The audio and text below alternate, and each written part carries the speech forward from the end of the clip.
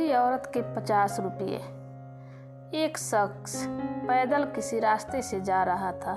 उसने देखा कि सामने एक बिजली के खंभे में पेपर चिपका पड़ा है और उसमें कुछ लिखा हुआ है। उसमें लिखा था कि कल इस रास्ते से गुजरते वक्त मेरे 50 रुपये कहीं गिर गए। मुझे ठीक से दिखाई नहीं देता है। कृपया इस रास्ते पर कहीं भी किसी को भी मेरे रुपये मिले तो इस पते पर पहुंचा दें। नीचे लिखे पते को पढ़कर उस शख्स का मन वहां जाने का करने लगा। उस शख्स ने पते को याद किया और उसकी तरफ बढ़ने लगा। वहां जाने के बाद जब उसने आवाज़ लगाई तो देखा कि गली के आखिरी में एक झोपड़ी है और वहां से एक बूढ़ी औरत लाठी के सहारे बाहर निकल कर आ रही है। उस शख्स को मालूम हुआ कि वो वृद्धा वहां अकेली रहती थी। बूढ़ी औरत के सामने आने पर उस शख्स ने उससे कहा कि माँ जी, आपके 50 रुपये जो गिरे थे वो मुझे मिले हैं, ये रहे आपके 50 रुपये। उस शख्स की बात सुनकर बूढ़ी औरत रोने लगी और कहा, बेटा, कल से अब तक करीब 20-25 लोग मुझे 50 रुपये देकर जा चुके हैं। बेटा, मुझे ठीक से दिखाई नहीं देता, मुझे पढ़ना लिखना भी नहीं आता है।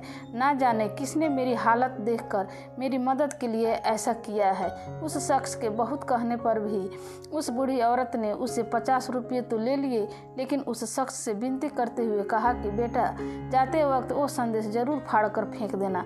ना जाने किसने मुझ पर तरस खाकर ऐसा किया है। उस शख्स ने सिर हिलाते हुए बूढ़ी औरत की बात पर हामी भर ली। थोड़ी दूर जाने के बाद वो शख्स सोचने लगा कि आखिर मुझसे पहले आए उन 20-25 लोगों को भी तो उस बूढ़ी औरत ने वो संदेश फाड़ने को कहा होगा, लेकिन किसी ने उसे अब तक फाड़ा नहीं है, तो फिर मैं कैसे उसे फाड़ दूं। उस शख्स ने मन में उस व्यक्ति के लिए बहुत ही आदर का भाव आ रहा था जिसने बूढ़ी औरत की सेवा के लिए इस तरीके को ढूंढा। उस शख्स का मन उस व्यक्ति के लिए कृतज्ञता से भर चुका था। फिर क्या था, उस शख्स ने भी बिजली के खंभे में लगे उस संदेश को वैसे ही रहने दिया। दोस्तों, इस कहानी से हमें यही सीख मिलती है कि हमारे मन में सिर्फ कर्म करने की इच्छा होनी चाहिए। मदद के तो अनेकों तरीके हैं।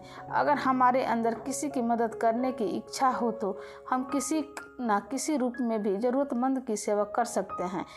कर्म तेरे अच्छे हो तो किस्मत तेरी दासी है। नियत तेरी अच्छी है तो घर में मथुरा काशी है।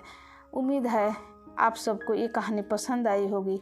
अगर पसंद आए तो मेरे चैनल को लाइक सब्सक्राइब करना ना भूलें।